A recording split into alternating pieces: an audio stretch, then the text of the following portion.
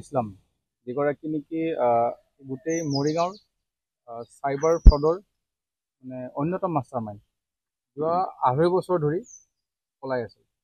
আৰু এই বিগত 2.5 বছৰত মৰিগাঁও পুলিচে অসমৰ লগতে বিভিন্ন ঠাইত আমি বিচাৰিছিলোঁ, আমি পোৱা নাছিলোঁ। আৰু এই শ্বৰিফুল ইছলামৰ এগেইনষ্টত কেইবাটাও থানত আমাৰ গোচৰ ৰুজু হৈ আছে। শ্বৰিফুল ইছলামে বিভিন্ন ধৰণৰ ফ্ৰড, চাইবাৰ ফ্ৰড কৰি পেলাই বহুত কোম্পানী লুটিছিলে। বহুত মানুহৰ পেন কাৰ্ড ইউজ কৰি পেলাই, আধাৰ কাৰ্ড ইউজ কৰি পেলাই টকা তেওঁ লুটিছিলে।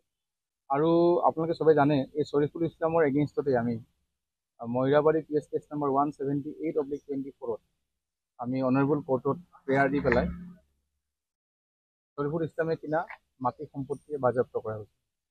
ইতিমধ্যে 2022 চনত এটা কেছ শ্বৰিফুল ইছলামৰ নামত ৰেজিষ্টাৰ হৈছে। আকৌ 24 চনতো হৈছে এক্সিছ বেংকৰ ফ্ৰড, L&T ফ্ৰড, আকৌ আদিত্য বিৰলা। এই গোটেইকেইটা কেছত শ্বৰিফুল ইছলামৰ নাম আছিলে। আৰু বিগত আমি 2.5 বছৰত বিভিন্ন ঠাইত আমি বিচাৰিছিলোঁ। আৰু শেষত আমি কলকাতাৰ নিউ মাৰ্কেট পুলিচ ষ্টেচনৰ পৰা আমি কলকাতা পুলিচৰ সহযোগত আমি শ্বৰিফুলক আমি আটক কৰিলোঁ। আৰু ইতিমধ্যে লৈ অহা হৈছে, ট্ৰানজিট ৰিমাণ্ডত আজি লৈ অহা হৈছে। অহাকালি আমি অনাৰেবল কোৰ্টৰ সন্মুখত প্ৰডিউচ কৰিম। আৰু এই শ্বৰিফুল ইছলামে এই পলাই বিভিন্ন বেলেগ ৰাষ্ট্ৰলৈ আমি সদ্যহতে পাছপৰ্ট ভেৰিফাই কৰি আছোঁ। আৰু যিখিনি আমাৰ প্ৰাৰম্ভিক সোধপোছ, তেতিয়া আমি দেখিছোঁ যে ভাৰতবৰ্ষৰ প্ৰায় 12-13খনমান ৰাজ্যত শ্বৰিফুল ইছলামে আত্মগোপন কৰি আছিলে। ক'ৰবাত 20 দিন, ক'ৰবাত 1 মাহ, ক'ৰবাত 30 দিন এনেকৈ আছিলে। তদুপৰি আৰু ভাৰতৰ বাহিৰত বিদেশতো যোৱাৰ আমি কিছু তথ্য লাভ কৰিছোঁ। সেইখিনি আমি চাব লাগিব। পাছপৰ্টখন ভেৰিফিকেশ্যনৰ কাৰণে আমি ল'ব লাগিব। আৰু ইতিমধ্যে আমি সোধপোছ ভালকৈ কৰিব পৰা নাই। ডিটেইলছত পিছত আমি আপোনালোকক জনাম কোন কোন ৰাষ্ট্ৰত গৈছিলে, কেতিয়া গৈছিলে আৰু কিয় গৈছিলে।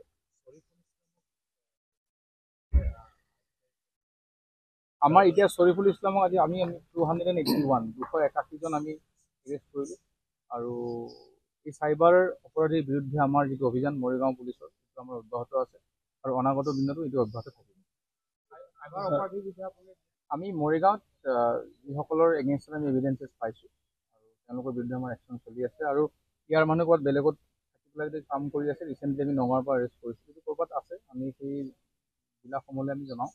কিন্তু আমি ইয়াত যিখিনি আছে, ইয়াত যিসকলে থাকি কাম কৰিছে, কাৰণ গুৱাহাটীত থাকিলে আমি তাকো ধৰি আছোঁ। আৰু আমি সময়ে সময়ে সকলোৰে সহযোগত বেলেগ বেলেগ ডিষ্ট্ৰিক্টবিলাকত আমি জনাই আছোঁ আৰু একশ্যন আমাৰ চলি আছে। 281জনৰ অধিকাংশ কোন ঠাই, কোনখন গাঁৱৰ বা কোন লাহৰীঘাটৰ বোৱালগুৰি বুলি জেগা এটা আছে, সেই জেগাটো অলপ বেছি আছে। আৰু মইৰাবাৰী আৰু লাহৰীঘাট এই দুটা থানা এলেকাৰে যথেষ্ট সংখ্যক আছে, প্ৰায় 80%। বাকীখিনি ভুৰা গাঁও, অলপ মায়ঙৰ আছে আৰু মেকিভেটাৰো কেইজনমান আছে। আপুনি বিচৰা বাতৰি পাব কেৱল নিউজ 18 এপত। নিউজ 18 এপ ডাউনলোড কৰিবলৈ স্কেন কৰক এই QR কোড। গুগল প্লে ষ্টৰতো পাব এই নিউজ 18 এপ।